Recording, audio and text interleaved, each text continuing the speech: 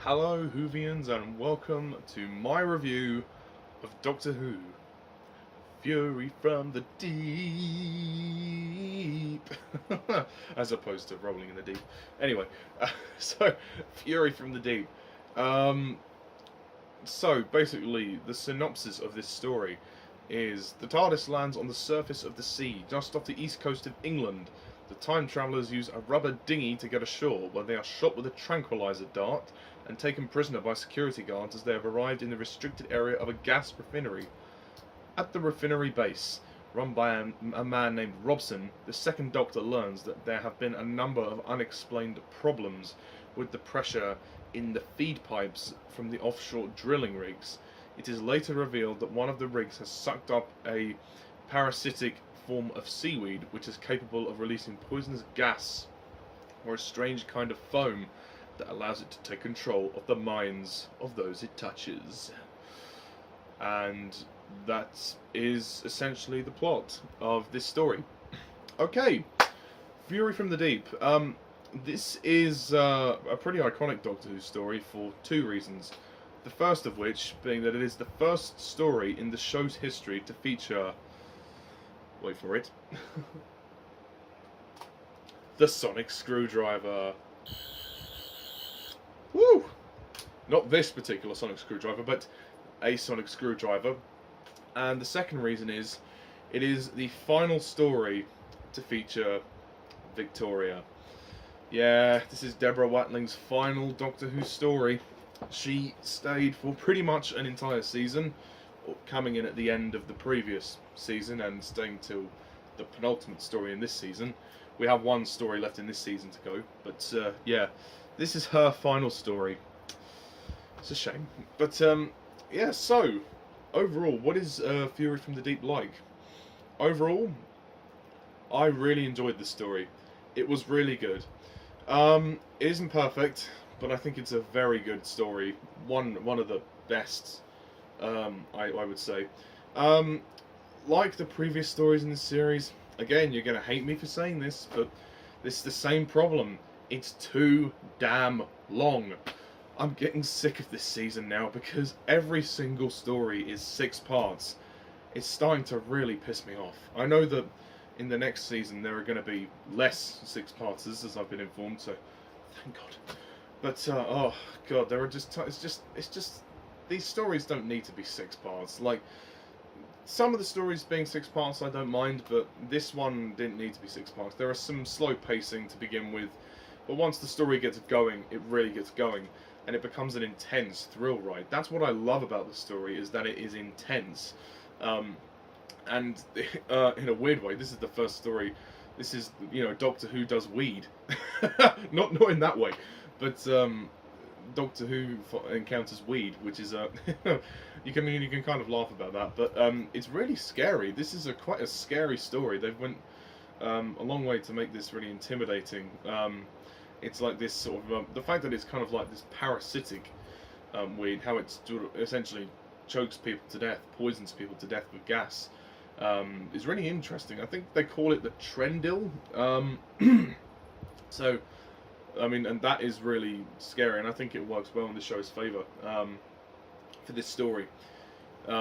It proves to be a very very scary thing for the Doctor and co to encounter.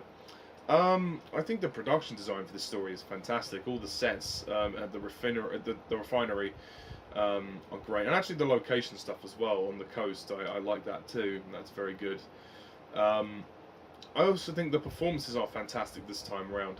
Patrick Troughton as the Doctor, once again, he gives a great performance. This is one of his more serious performances. He doesn't really have much of a chance to do any comedic stuff. This is probably the least one of the least comedic stories in his era that I've seen. But that's not necessarily a bad thing. I think it's nice to have a departure every so often. But he's very good, very commanding once again. I love Patrick Troughton as the Doctor. Frazer Hines again as Jamie, very good, very strong, very strong presence here. And of course, Deborah Watling as Victoria in her final performance. In regards to her exit, I think it's good.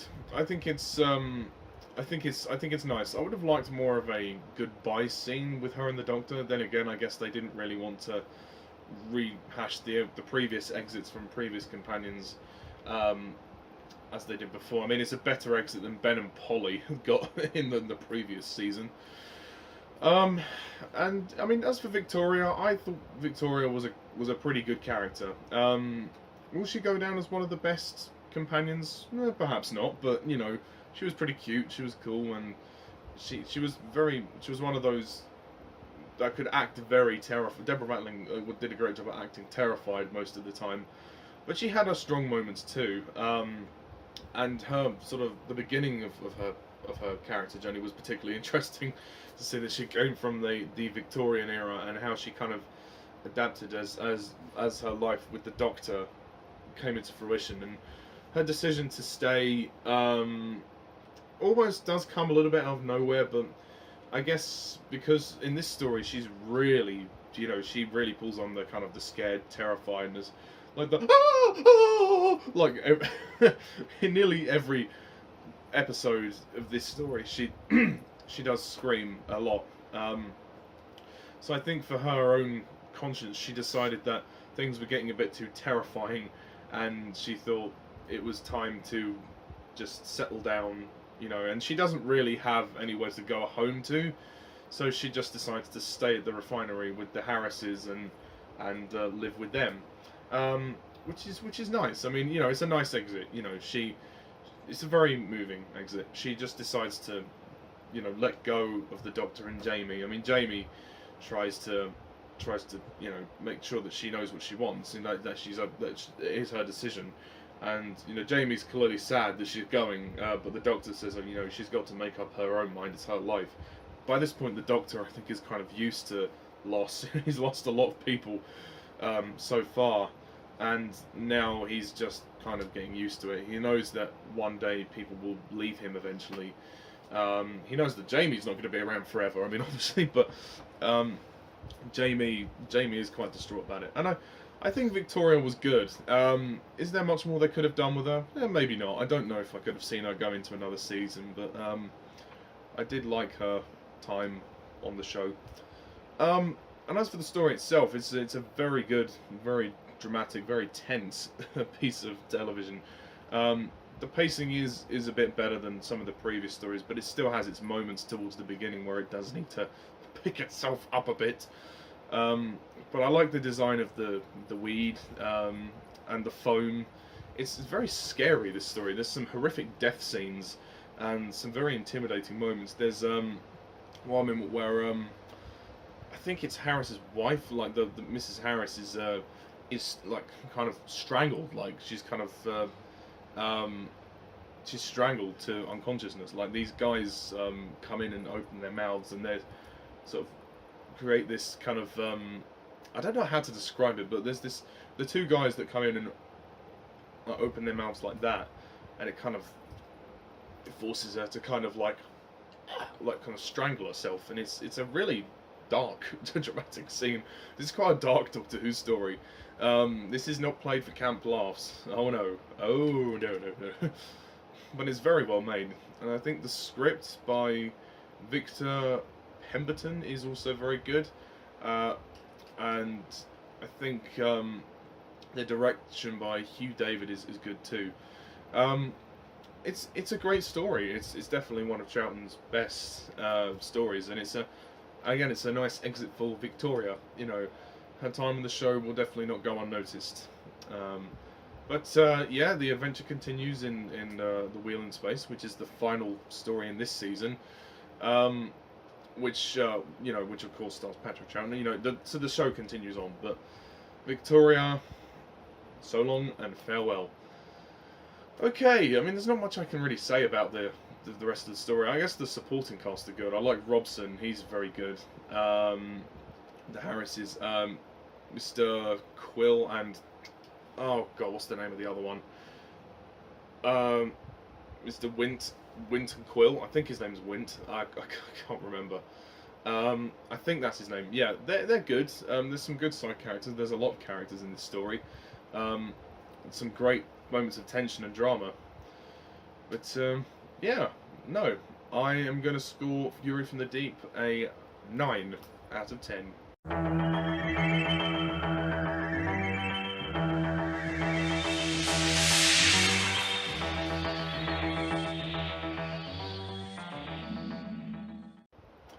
So yeah, not quite perfect, but a very good story. And bye bye Victoria, we will miss you. Yes, and Deborah Watling, I'm sure she enjoyed her time in the show. I'm sure she did. But of course, in the next story, we get the new companion known as Zoe. So we will be getting a new companion. And I'm so sorry for the delay with this review. That, you know, I had other things to do, and it's very hard to find time to watch these stories because they're so long. In 6 parts, it's quite difficult to watch them sometimes. And I had other stuff to review, but yeah. So next time on Doctor Who Review will be The Wheel in Space, which will be the season finale for season 5. Which once again I will be doing a mini-series ranking at the end of that episode. It's just too long to do a whole ranking video. It's just not worth it. So, as I've done in my previous end of season reviews, to which I say that I don't go over my opinions of each story. I basically just say I'll just go and watch my reviews, because at the end of the day, it's hard to remember. There's so many stories, it's really hard to remember all of them.